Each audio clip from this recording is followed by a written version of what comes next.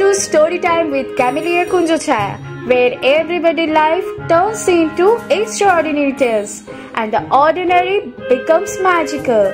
Join us as we dive into a world of captivating stories, from heartwarming moments to thrilling adventures, all told with a touch of imagination and a sprinkle of real-life magic. Whether you are looking for a quick escape or a deep reflection, hit that subscribe button and let's weave a story together. Hello, I am Preetha. Let's start today's story, Hollands in the Mysterious Island.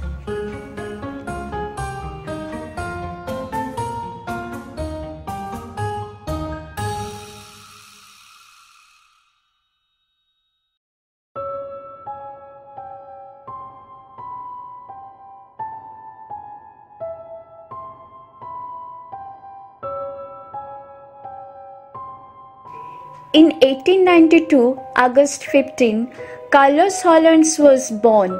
Carlos was born in a very rich family in Britain. He was a very intelligent boy. He learned to walk when he was 2 years old. He learned to speak when he was 3 years old. When he was 9, he got a certificate because he is the smartest student in his class.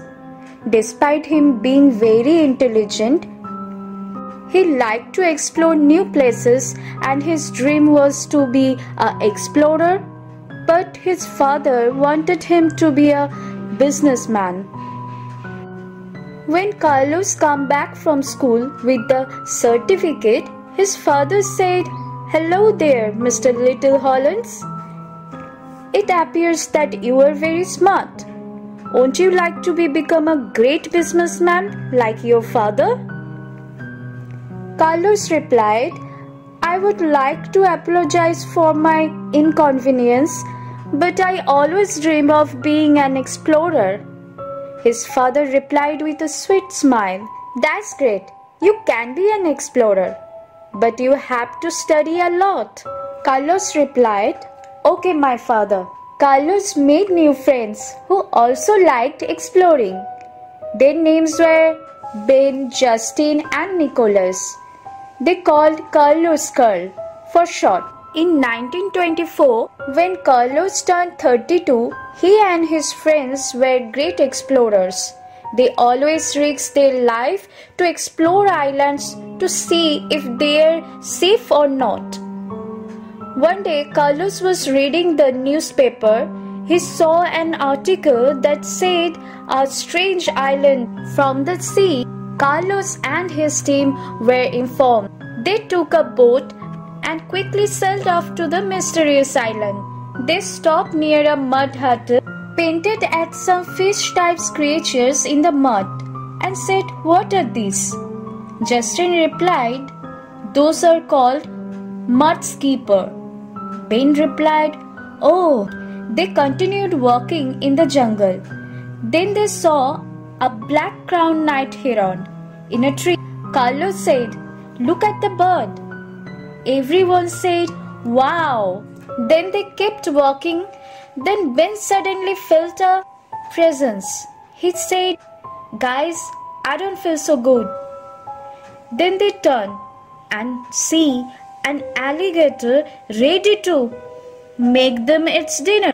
Nicholas was at the last, almost into the alligator mouth. He fairly said, "It's right behind me, isn't it?" He slowly turned to see that the alligator almost ate him. Nicholas quickly ran. To see him run, the alligator chased after them. They all ran. At one place, the alligator stopped chasing after them and turned back. Ben said, "Whoosh, that was close call." Carlos said, "Guys, look down."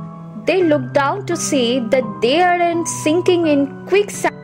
They all started panicking instead of Carlos, who stayed still and silent. A monkey who was sitting at a tree branch noticed, and the monkey threw down a vine to get them out of. Carlos said, "Brothers, hold my hand. I will take us out of the sand." When they get up from the quicksand, Carlos patted the monkey's head and gave him a banana from his bag. The monkey happily took that and ate and said, "Kiki," as he is trying to express appreciation. Justin was so thirsty, so the monkey took them to two water bodies, one being fresh but awkwardly still, and the other being fresh and moving. Justin was thirsty and didn't care, so he tried drinking water from the still one. But Carlos stopped him and said, "Still water have brain-eating amoeba, so don't drink from them." Then Justin drank from the other one. After that, it was the time for the monkey to go. So he left. Then they started to explore.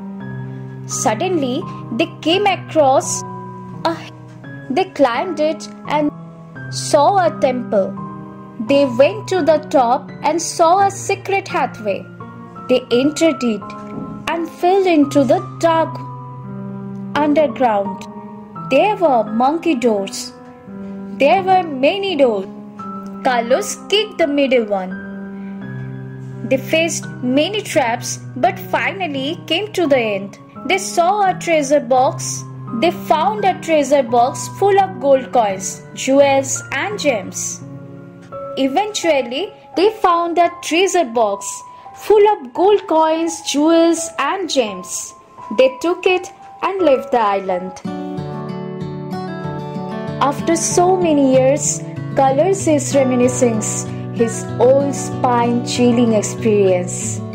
He calls his son and tells the whole experience.